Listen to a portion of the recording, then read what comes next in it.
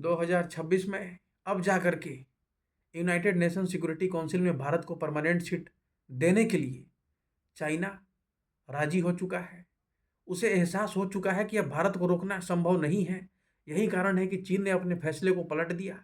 जो चीन लंबे समय से कोशिश कर रहा था कि भारत को यूनाइटेड नेशन सिक्योरिटी काउंसिल में परमानेंट सीट ना मिले, अब वह वकालत कर रहा है और कह रहा है कि वह भारत के अस्थायी सदस्यता की इच्छा को समझने और सम्मान देने की बात कर रहा है।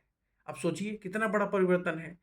तो यह जो 2026 है, इसमें कई सारे भारत के लिए लगातार एक के बाद एक खबर सामने आ रही हैं। 18 साल से लटका हुआ भारत और यूरोप का जो ट्रेड डील था, वह फाइनल हो चुका 26 जनवरी के आसपास। डोनाल्ड ट्रंप के अड़ियल रवैये के कारण यूरोप का ट्रेड डील फाइनल हुआ। तो 2026 एक तरीके से शुरुआत से ही भारत के लिए खुशखबरी दे रहा है।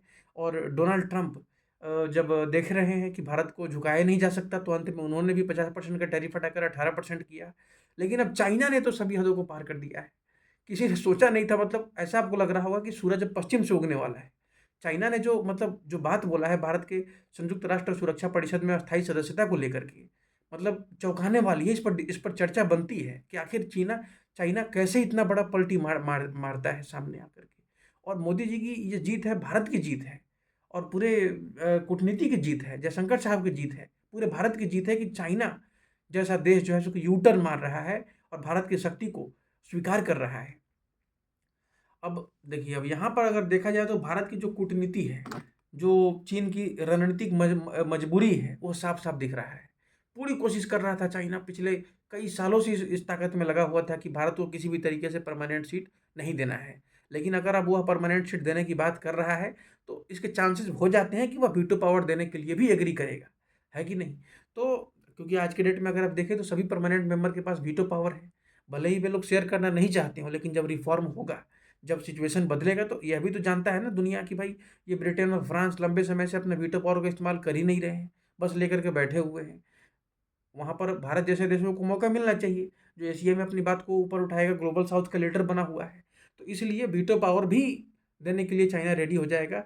अब सबसे बड़ी बात ये है कि अभी ब्रिक्स का जो अध्यक्षता है, वो भारत इस बार कर रहा है। अब सभी को पता होगा सम्मेलन होने वाला है, और हो सकता है कि यहाँ पर चाइना के राष्ट्रपति भी आएँगे, और इसके चांसेस ज़्यादा हैं। इसी कारण इस तरह का माहौल बनाया जा रहा है, बयान दे कर के। और चीन जो है, जो कि साफ बता रहा है कि नई दिल्ली की ताकत को अब वह खुद महसूस कर रहा है, उसे इग्नोर नहीं कर पा रहा है। अब सबको इसमें हैरान था कि भाई चाइना कैसे पलटी मार रहा है। ये इसी पे हम लोग आज चर्चा करेंगे, बताएँगे कि इसके पीछे कौन-कौन से बड़े कारण हैं। अब देखिए, साल 2022 को आप याद कीजिए एक बार। उस वक़्त भारत की जो दावेदारी थी, उसे लेकर के America, United Kingdom, France, Russia, इन सब ने भारत के साथ खड़े होने का फ़ैसला किया और बोला कि हाँ जी, भारत को परमानेंट सीट मिलना चाहिए। लेकिन चाइना एक अकेला P5 मेंबर था, परमानेंट मेंबर था यूएनएससी का, जो भारत को लगातार बार-बार मना कर रहा था, और भारत के रास्ते में सबसे बड़ा काँटा, सबसे बड़ा रोड़ा कह लीजिए बन कर के एकदम हटने को तैयार ही नहीं था।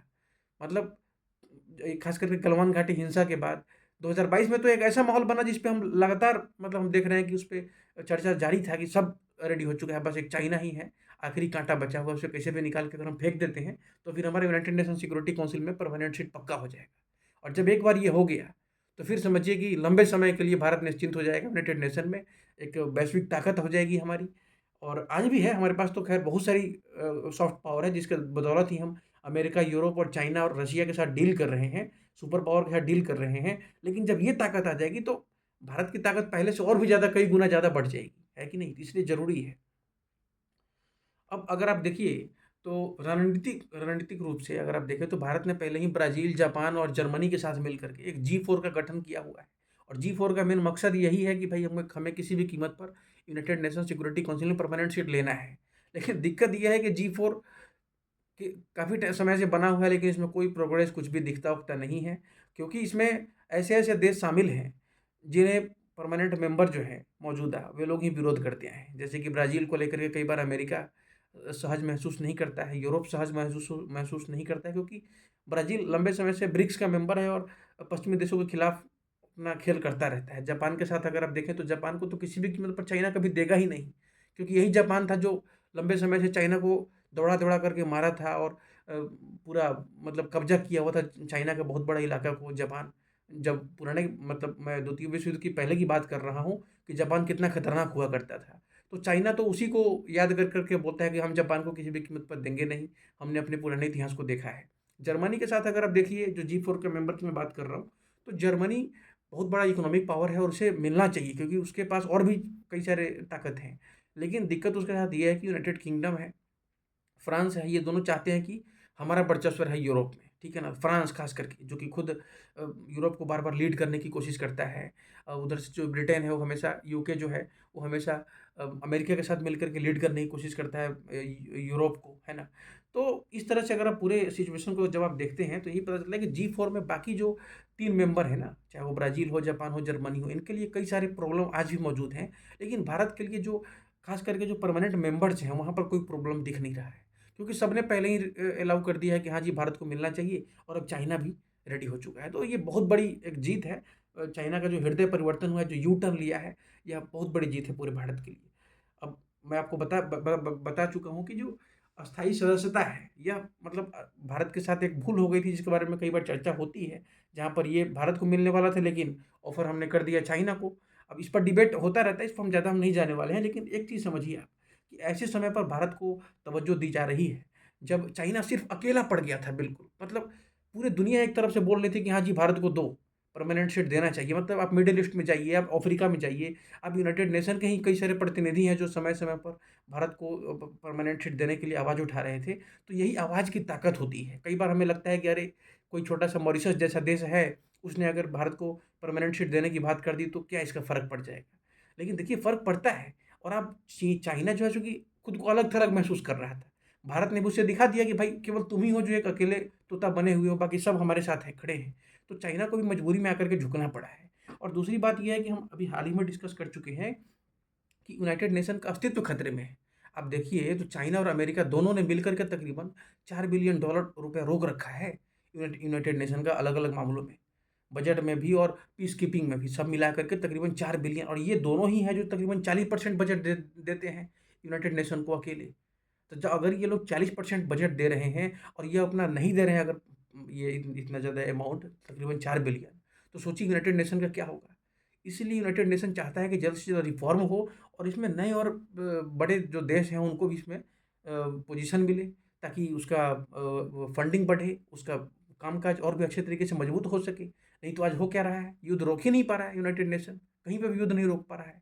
बस केवल फॉर्मेलिटी निभाए जा रहे हैं, कागज़ पे ये सब पे बन रहा है, लेकिन रशिया को देखिए आप, भारत को देखिए, पाकिस्तान के अंदर घुस-घुस कर मारा, कोई यूनाइटेड नेशन कुछ नहीं आया। तो यहाँ पे कुछ चल नहीं रहा है, मतलब चलता है भाई, मौखिक बात तो चलता है। इज़राइल को देखिए क्या कर रहा है।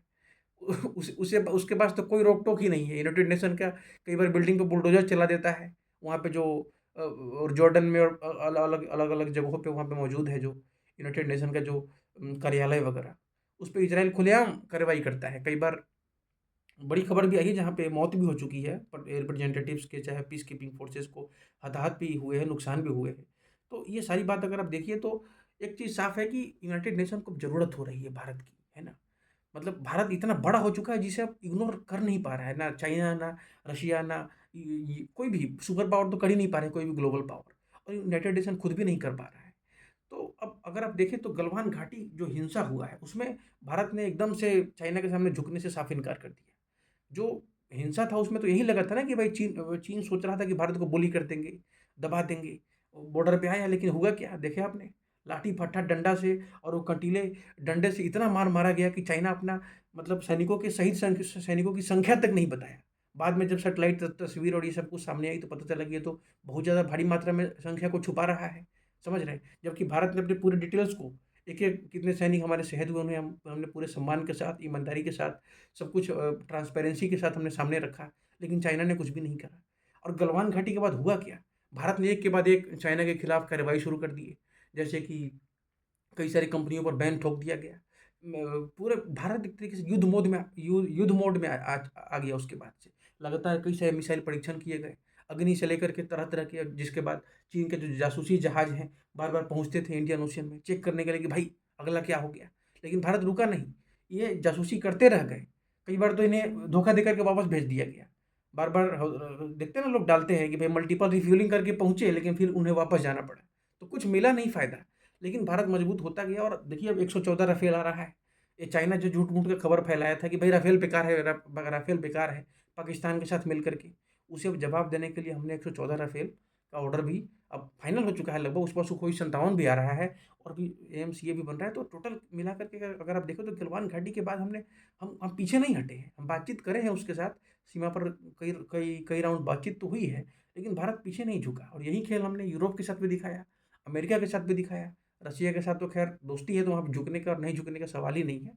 तो यहाँ पे टोटल अगर आप सिचुएशन देखें तो गलवान घाटी के बाद जो यू टर्न आया है इतना बड़ा, इसके पीछे यही कारण है कि भारत मतलब लचीला है, मतलब अपने हक के लिए खड़ा है। विदेश नीति इसका इतना ज़्यादा, अब देखिए पाकिस्तान का क्या हाल है। आज उसके रक्षा मंत्री संसद में खड़ा होकर क्या कहते हैं कि भाई हमारा हमारा देश एक टिश्यू पेपर की तरह इस्तेमाल कर गया अमेरिका 20 सालों तक। 20 सालों तक एक तरीके से वो कहते हैं कि पाकिस्तान को रेंट पे ले लिया था अमेरिका, जैसी मर्जी वैसे इस्तेमाल किया और अब टिश्यू पेपर की तरह इस्तेमाल करके छोड़ के भाग गया है। तो इस तरह का बयान वो दे रहे हैं। तो अगर आप देखें तो क्या कहते हैं, चाइना के खिलाफ हमने कार्रवाई की, अमेरिका के खिलाफ हम झुकने से एकदम इनकार कर गए अपने कृषि और डेयरी वाले मामले में ट्रेड के समय। तो यहाँ पे ताकत, यहाँ पे पता चलता है ना कि भाई अब पाकिस्तान है कि भारत है, यहाँ पे सीधे ज़मीन आसमान का फ़र्क समझ आ जाता है। एक तरफ पाकिस्तान है जो अमेरिका कोई उसको कोई बात काट ही नहीं सकता है, उसके पास औकात ही नहीं है। वहीं हाल चाइना के मामले में भी है, लेकिन भारत के पास ऐसा नहीं है। भारत के पास मल्टीपल ऑप्शंस रहते हैं हमेशा। तो हम अपने आप को क्या कहते हैं मल्टीपोलर बना करके रखे हुए हैं। हम एक पे निर्भर नहीं है कि अगर आप नहीं दोगे तो हमारा घर नहीं चलेगा वगैरह, ऐसा है ही नहीं। तो अब देखिए, पूरा जब सिचुएशन आप देखेंगे तो यही दिखेगा कि एससीओ की जो मीटिंग हुई थी वहाँ पर, जो मोदी जी पहुँचे थे और जिनपिंग और पुतिन साहब के साथ जो तरह-तरह के फ़ोटोज़ आए, उसके बाद माहौल थोड़ा-सा अच्छा होना शुरू हो गया और ऐसा लगा कि अब जिनपिंग भी जो है सीरियस है भारत को लेकर के। क्योंकि खुद वो अकेला-थकेला पड़ चुका है, मतलब सप्लाई चेन के मामले से लेकर के और भी चीज़ों में उसको एक तरीके से अकेला किया किया जा रहा है पश्चिमी देशों के द्वारा ख़ास करके, और भारत को ज़्यादा से ज़्यादा मौका मिल रहा है। अभी हाल ही में एक खबर आई है कि जी अमेरिका के जो ट्रेड रिप्रेजेंटेटिव हैं वो कहते हैं कि चाइना से ज़्यादा अमेरिकी कंपनियाँ भारत में शिफ्ट हो, इसके लिए हम चाहते हैं।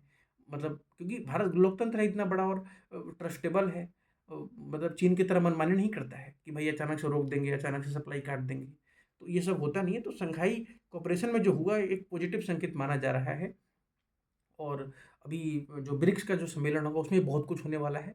हम लोग चर्चा करेंगे आगे, लेकिन फ़िलहाल देखिए कि ये जो यू टर्न हुआ है इसके बारे में आप क्या कहते हैं? मतलब जो चाइना ने यू टर्न मारा है, क्या आने वाले समय में वो अरुणाचल पर भी जो दावा ठोकता है उसे भी बंद कर सकता है? क्या आपको लगता है कि अरुणाचल प्रदेश एक बहुत बड़ा मामला है जिसे लेकर के चाइना बार-बार समय-समय पर आवाज़ उठाता रहता है और कहता है कि जी भाई ये हमारा इलाका है, ठीक है ना? तो वहाँ पे अगर हमें कूटनीतिक जीत मिलती है, अगर चाइना एकदम लिखित रूप में दे दे कि नहीं, नहीं, ये तो पूरी तरीके से भारत का हिस्सा है, जैसे कि आज परमानेंट सीट के लिए दे रहा है, तो ये बहुत बड़ी जीत होगी। और उसके बाद सबसे बड़ा मास्टर स्ट्रोक तब होगा जब हम अक्साई चीन के लिए भी चाइना को यू टर्न पे ला दें। मतलब अक्साई चीन जिस पे वो कब्ज़ा करके लद्दाख का हमारा हिस्सा वो इतने दिनों से बैठा हुआ है, तो अगर हम चाहे कूटनीतिक तरीके से, बाकी तरीके से चाइना के खिलाफ ऐसा माहौल बना दें, हमारा अक्साई चीन वापस मिल जाए, तो फिर उसके बाद हमारा टारगेट रहेगा तिब्बत की आज़ादी। तिब्बत को आज़ाद करा दें। मतलब ये सब बहुत दूर का सपना है, मैं यही कह रहा हूँ। मैं ये नहीं कह रहा कि सब कुछ कल या फिर 1 साल में हो जाएगा, इसमें टाइम लगेगा। बट जो चाइना ने जिस तरीके से इतना बड़ा यू टर्न लिया है, बाकी मुद्दों पर भी हम उसे यू टर्न ला सकते हैं और इसके पीछे एक ही कारण है कि भारत को मतलब मजबूती के साथ डटे रहना होगा, अपने आप विकास को, ग्रोथ को, ये सबको आगे बढ़ाना पड़ेगा, तभी संभव है। तो आप इस पे अपने अपनी राय लिखें और बताएँ कि चाइना जो यू टर्न मारा है, उस पर आप क्या सोचते हैं? क्या आने वाले समय में जो बाकी मुद्दे हैं, उस पे वो यू टर्न मारेगा? और बता सकते हैं आप कमेंट में हमें। लाइक कीजिए। धन्यवाद।